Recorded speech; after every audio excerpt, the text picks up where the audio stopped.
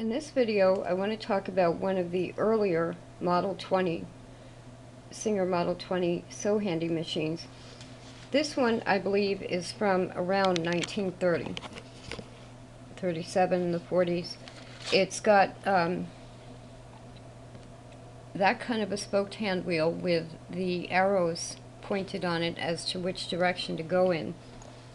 And the reason I'm doing this video is that someone has commented that they have an early Model 20, and should there be a difference between the 50s Model 20s and the earlier models as far as function, and I don't think so.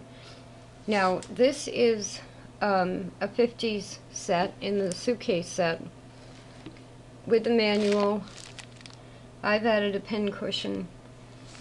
But the reason I want to show you this is the thread that came with it, which I believe is original. And it's a quite stiff thread called Clark's 6-cord, and it's a 60 weight thread. Now what I use all the time is Coats Dual Duty XP. And unfortunately it doesn't say what weight that is, so I'm not sure about the weight. Now, as far as the needles, these are the original Singer needles, and they're size 24 by 1 or 24x1, and these are size 14. That came with the originals, and the package says 60 to 80 weight cotton, A and B silk. So recommended is a 60 to an 80 weight cotton thread, and that's, I believe, kind of a stiffer thread, and probably, I don't know, the dual duty might be a little stronger than that even, but maybe not. I really don't know. So those are the original needles.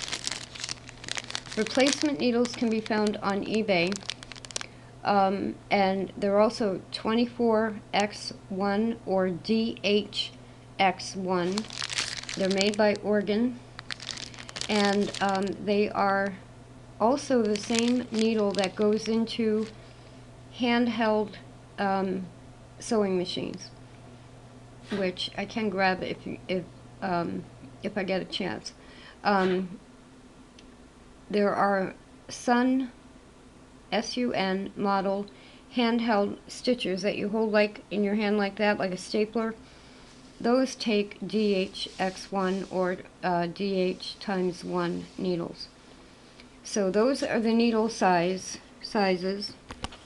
You can find them on eBay. I bought this package from a website called California Sewing Supply, I believe. I can add the link in the information section of the video. So those are the needles. The original needles that I have came with that set. And I had first bought some replacement needles on eBay, but then decided to buy a box of 100 there, which with the shipping they're fairly expensive, but because I have 6 of these, I know I'll be using them. So now the person who posted the question was, is there a difference in the function? Now, I'm saying no, but you want to make sure you have it threaded correctly. The earlier models here, the 5th mark for where you for the thread path is actually a hole that you bring the thread up through, right there. Whereas on the newer models, on the 50s, there's like a little bracket here with a hole in it, and you put it through that way. But on this one, you have to make sure you bring it up through that hole, and it goes through these first two, then through this tensioning, in between the two tension discs, then up through that hole, through this hole, and then down to the needle. Now, the person who commented said that she got all the needles and thread and everything, and was able to sew through paper towel without a problem. But when she switched to fabric, she got loopiness and bird nesting and all kinds of things. Now, I don't think there should be a difference, but let's go ahead and... I haven't used this one very often because it's the oldest one I have, and I was afraid kind of to break it, so...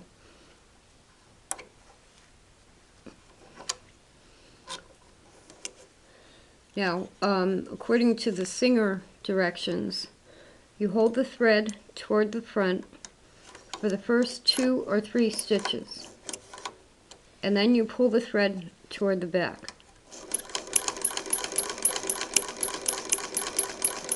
And this is 2 layers of quilting cotton.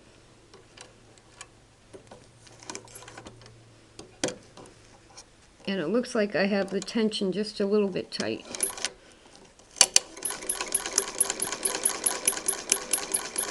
Now on corners, you will usually get an extra loop there, which looks like it might have thrown... I've got like 2 loops there, so that might have thrown it off on a corner. But I've run into that with the 50s machines too.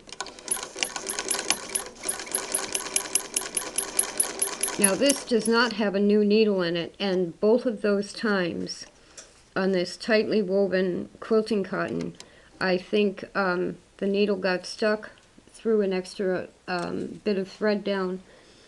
Now, to always end your seam so that it's secured, what I do is pull some extra thread out from the top, and then on the right, I take a little tiny seam ripper and pull the thread out to the right toward the center of the machine, break that thread, and then just pull this out the back, and that should secure your last stitch with the tail thread coming through the last loop. So, let's see here. My tension's a little tight. I don't know where these loose threads came from. Those are actually loose threads. But there is the extra loop I got on the corner. And here's another one where the needle wouldn't go through the fabric correctly. So I got another loop there. But those are 2 layers of fabric, and you know, it's sewing through it without a problem. Now I'm looking for some fabric to see if I have anything where the stitches will still show up well. This will have to be black and white, and let's do it this way. This is 3 layers of a similar quilting cotton.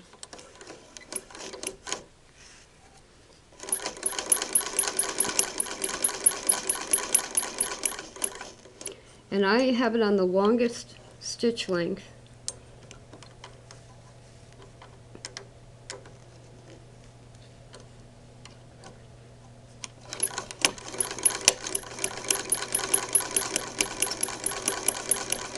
And I'm getting that little bit of a pull when I turn a corner.